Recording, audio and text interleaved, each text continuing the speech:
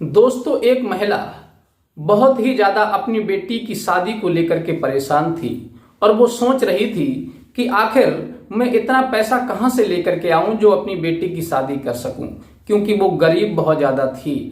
हर रिश्तेदार से उसने गुहार लगाई थी कि हमें कुछ मदद कर दो हमारी, जिससे हम अपनी बेटी की शादी कर लें और जब हमारी बेटी की शादी हो जाएगी तो फिर धीरे धीरे हम सारा पैसा सभी का दे देंगे। लेकिन पहले तो सभी लोग कह देते हैं, लेकिन मेन मौका पर जब उसकी बेटी की शादी के 10 दिन बचते हैं तभी वो सबसे कहती है कि आप सभी लोग हमको पैसा दे दीजिए जिससे हम दहेज का सामान खरीद लें। लेकिन जब वो पैसा मांगती है तो सभी लोग मना कर देते हैं कि हमें दूसरा काम लग गया, हमारे पास कोई पैसा नहीं है। अब वो बहुत ज्यादा निराश हो जाती है, परेशान हो जाती है कि आखिर अब मैं क्या करूं। इन सभी लोगों ने पहले तो पैसे के लिए कह दिया था, यही सोच करके मैंने अपनी बेटी की शादी कर दी, और फिर अब ये सभी लोग पैसे के लिए मना कर रहे हैं। अगर पैसे की व्यवस्था नहीं हुई तो बहुत ज्यादा बेइज्जती हो जाएगी, बदनामी हो जाएगी। ये सोच करके वो बहुत ज्यादा दुखी रहने लगती है।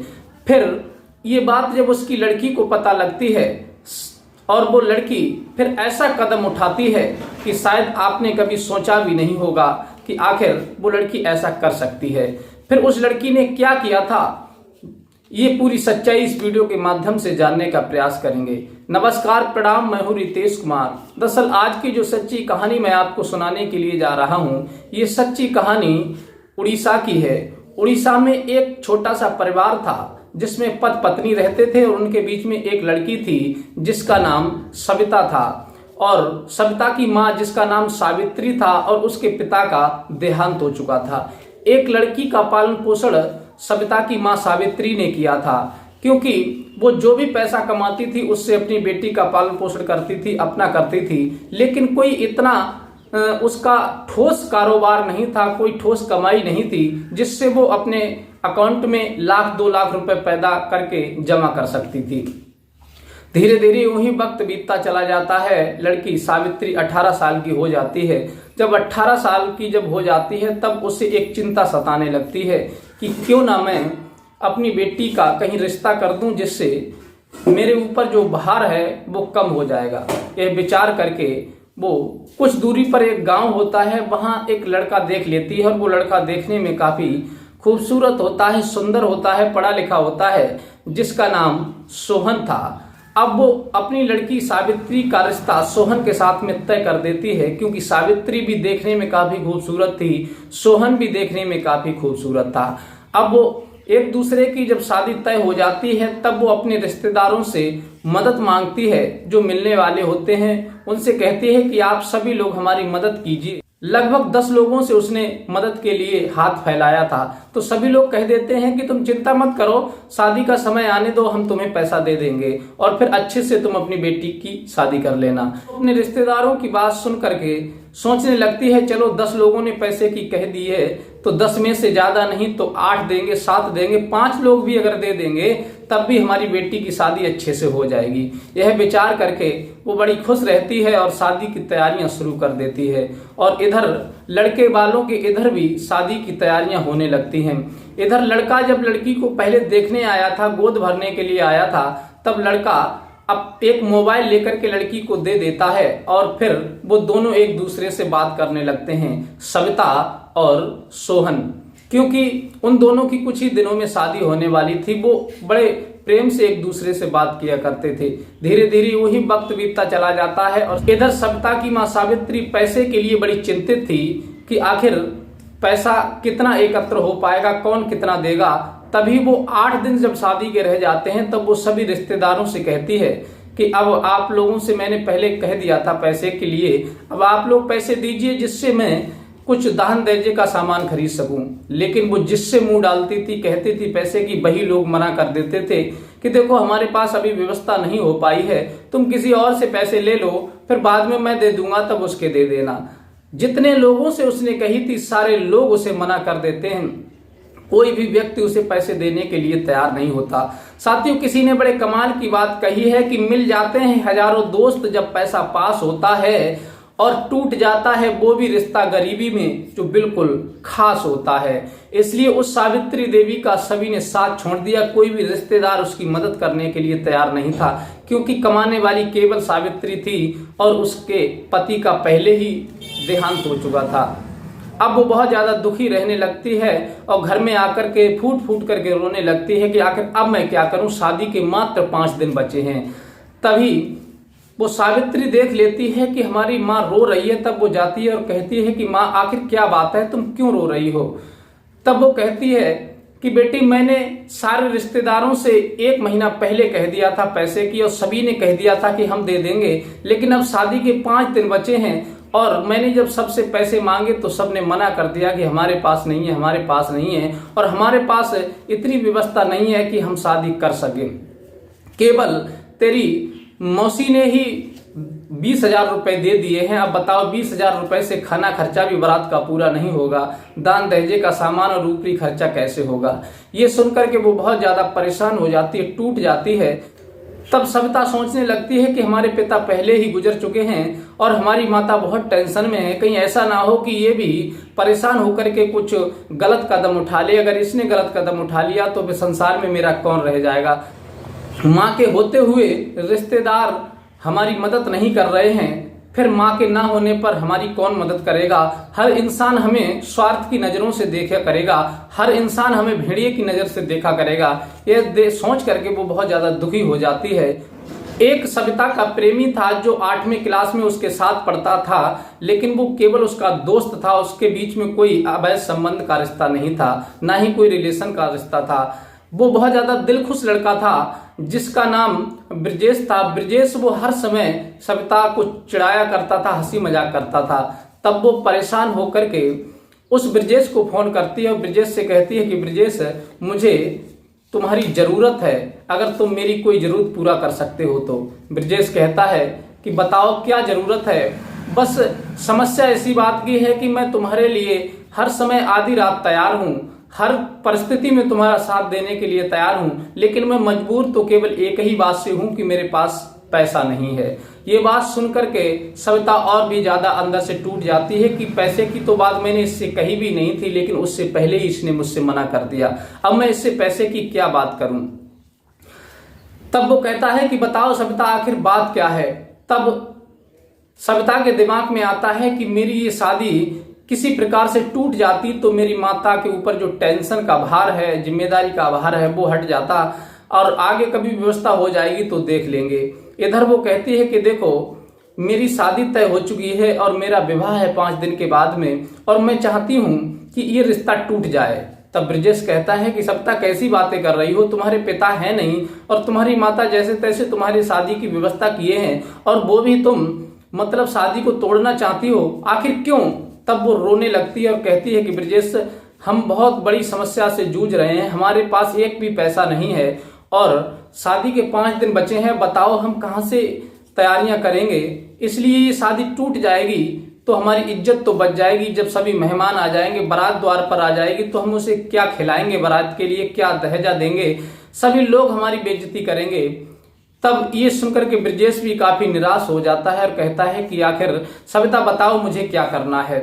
तब सविता कहती है कि जिस लड़के से मेरी शादी तय हुई है उस लड़के का नाम सोहन है और वो मुझसे बहुत सारी बातें किया करता है और वो मुझसे शादी करने के लिए बहुत ज्यादा उत्सुक है और वो मुझसे ही शादी करेगा और वो मेरे बिना रहना नहीं चाहता, वो मुझसे प्यार करने लगा है, क्योंकि 1 महीना हो गया हम दोनों को बात करते हुए। इसलिए ऐसा करो कि तुम उस लड़के से फोन करके कह दो कि तुम इस शादी को मत करो, क्योंकि सविता है वो मेरी गर्लफ्रेंड है। वो लड़का ब्रजेश कहता है कि सविता तुम कैसी बातें कर रही हो, अरे ऐसी बातें करूंगा तो वो भड़क जाएगा और फिर शादी टूट जाएगी, जैसे तैसे शादी तय हुई है। तब वो कहती है कि नहीं ब्रजेश ऐसी कोई बात नहीं है, तुम जानते हो हमारी स्थिति कितनी गंभीर है और फिर ऐसी स्थिति में मैं अपनी माँ को इतना उदास नहीं देख सकती, अगर उनके साथ कुछ हो गया तो फिर मैं कैसे रहूंगी। तब वो कहता है ठीक है तुम सोहन का नंबर दो मैं बात करता हूँ। तब वो नंबर देती है और फिर वो फोन लगाता है तो सोहन उधर से फोन उठाता है। तब पूछता है कि भाई तुम कौन बोल रहे हो। तब वो कहता है कि मैं जो भी बोल रहा हूँ, लेकिन जिस लड़की से तुम विवाह कर रहे हो वो लड़की मेरी गर्लफ्रेंड है। और तुम उससे विवाह मत करो। वो कहता है कि देखो, तुम्हारी गर्लफ्रेंड थी तब थी, लेकिन अब वो मेरी पत्नी बनने वाली है, इसलिए तुम ऐसा करो कि हमारे और उसके बीच से हट जाओ, क्योंकि किसी की हंसती खेलती जिंदगी को बर्बाद करना ये सबसे बड़ा पाप होता है। और तुम पास्ट में थे अब। और रही बात तुम्हारी प्रेमिका की, तो उसने तो आज तक मुझे बताया ही नहीं कि उसका कोई बॉयफ्रेंड है, और ना ही तुम्हारी कभी जिक्र की। हम घंटों रोज बात किया करते हैं। ब्रजेश कहता है कि वो कैसे कहती, वो कहती तो शादी ना टूट जाती। वो कहता है देखो, कुछ भी सही, वो उसने तुमसे पहले दोस्ती की होगी, पहले तुम्हारी वो गर्लफ्रेंड रही होगी, लेकिन अब वो मेरी पत्नी बनने वाली है और मैं उसी से शादी करूंगा। तब वो फोन काट देता है और फिर सविता से कहता है कि वो तो शादी करने के लिए मान ही नहीं रहा है। वो तो ये कह रहा है कि तुम्हारी पिछले समय में गर्लफ्रेंड होगी और अब तो वो मेरी पत्नी बनने वाली है। ये सुनकर के वो और ज्यादा परेशान होती है सविता। फिर उससे कहती है कि ब्रिजेश, एक बार फोन उससे करके और देखो और उससे कहो कि वो मेरे बच्चे की मां बनने वाली है। फिर ब्रिजेश ऐसा ही करता है और तुरंत फोन लगाता है और कहता है कि देखो भाई सोहन, तुम अब भी मान जाओ, उससे शादी मत करो, क्योंकि वो मेरे बच्चे की मां बनने वाली है। यह सुनकर के सोहन को बहुत गुस्सा आता है और कहता है कि तू बोल कहां से रहा है, तू मेरे एक बार सामने आ जा, तब मैं तुझे बताऊंगा। तू हमारी शादी में विघन डालना चाहता है। वो कहने लगा ब्रजेश कि मैं विघन नहीं डाल रहा हूं, मैं बिल्कुल सच कह रहा हूं कि वो मेरे बच्चे की मां बनने वाली है और तुम हट जाओ। वो कहता है कि चाहे कुछ भी हो जाए, इसी बात पर वैसे तो मैं शादी एक बार को नहीं करता, लेकिन तू जो मुझसे कह रहा है कि वो मेरे बच्चे की मां बनने वाली है, इसी बात पर मैं ये शादी जरूर करूंगा, चाहे कुछ भी हो जाए। फिर वो फोन काट देता है और सविता से कहता है कि ऐसे ऐसे उसने कह दिया है कि वो शादी को मान ही नहीं रहा है। तब ब्रजेश फिर सविता को फोन करता है और कहता है कि सोहन तो अपनी जिद पर अड़ा हुआ है। वो कहता है कि मैं शादी करूंगा तो सविता से ही करूंगा, चाहे कुछ भी हो। फिर सविता और परेशान हो जाती है और फिर कहती है कि एक बार तुम उसके पिता से बात करके देखो, शायद ये काम बन जाए। तब ब्रजेश सोहन के पिता को फोन लगाता है और कहता है कि जिस लड़की से तुमने अपने लड़के की शादी तय की है वो मेरी गर्लफ्रेंड है और मेरे बच्चे की मां बनने वाली है, इसलिए तुम ये शादी तोड़ दो और मैं उसे लेकर के जाने वाला हूं। यह सुनकर के उसके पिता बौखला जाते हैं, बहुत ज्यादा अगिनबोट हो जाते हैं और कहते हैं कि तुम कहां से बोल रहे हो। वो कहता है मैं कहीं से बोलता हूं, इससे तुम्हें कोई मतलब नहीं है, बस मैं जो बता रहा हूं वही सच्चाई है। फिर वो इस बात को सुनकर के बहुत ज्यादा परेशान हो जाते हैं। फिर वो अपने लड़के को बुलाते हैं और फिर अपनी पत्नी को बुलाते हैं। घर में जो भी सदस्य होते हैं सबसे इस बात को कहते हैं। तब सभी लोग कहते हैं कि देखो, शादी की तैयारियां हो चुकी हैं, हो जाने दो, लेकिन ऐसी बच्चन लड़की को हम अपने घर में बहू बना करके नहीं ला सकते जो शादी से पहले मां बनने वाली हो। अब तो पूरे घर में बहुत बुरा माहौल हो जाता है। सभी लोग एक दूसरे के कानाफूसी करने लगते हैं और सभी लोगों का मन बदल जाता है कि अब किसी भी कीमत पर ये शादी नहीं करेंगे। लेकिन सोहन कहता है कि नहीं पिताजी, कोई ऐसे ही मजाक कर रहा है। फिर वो अपने बेटे को डांट देते हैं कि तू चुप रहे, हमारी इज्जत का सवाल है। जो लड़की मायके में मां बनने वाली हो उसे हम बहू बना करके घर में लाएंगे, क्या हमारी शादियां नहीं होंगी?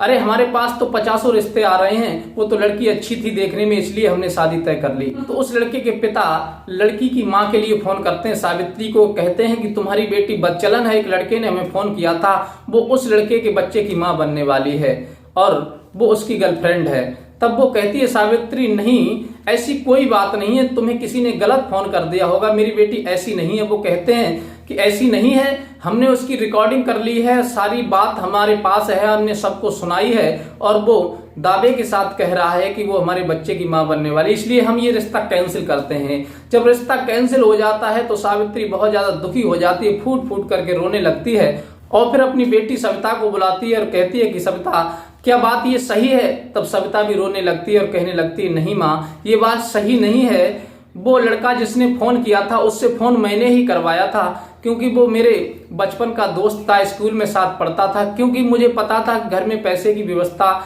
नहीं है और तुम बहुत ज्यादा दुखी थी, इसलिए मैंने ये रिश्ता कैंसिल करवा दिया। इधर वो कहती है कि बेटी तूने बहुत गलत किया, कुछ भी तो होता लेकिन शादी हो जाती। तभी वो लड़का जो सोहन था वो पुलिस में कंप्लेंट करता है उस लड़के के खिलाफ और कहता है कि मैं जिस लड़की से शादी करना चाहता था, एक लड़के ने मुझे फोन करके ऐसे झूठी सांची बातों में बौखला दिया है और मेरे घर वाले क्रोधित हो गए हैं, रिश्ता कैंसिल हो रहा है और मैं उस लड़की से बहुत प्यार करता हूं। तब पुलिस उस लड़के को उसके कॉल नंबर के द्वारा, डिटेल के द्वारा गिरफ्तार करती है और गिरफ्तार करने के बाद थाने लाती है, उससे पूछती है, तब वो पूरी बात बता देता है कि मेरा उस लड़की से कोई संपर्क नहीं है, वो ऐसी बातें उस लड़की ने ही मुझसे करवाई थी। तब पुलिस उस लड़के को और उसके घर वालों को भी थाने बुलाती है, इधर से लड़की को भी बुलाती है, लड़की की माँ और लड़की दोनों जाती हैं और उधर वो लड़का पुलिस की हिरासत में था। तब पुलिस उन सभी के सामने उस लड़के से पूछती है, तब वो लड़का साफ साफ इनकार कर देता है कि ये तो मेरी केवल दोस्त है और मेरा इससे कोई रिलेशन नहीं है। तब वो लड़की कहती है कि हाँ दरोगा जी साहब, मैंने ही इससे कहा था कि तुम ऐसे ऐसे बातें कह देना।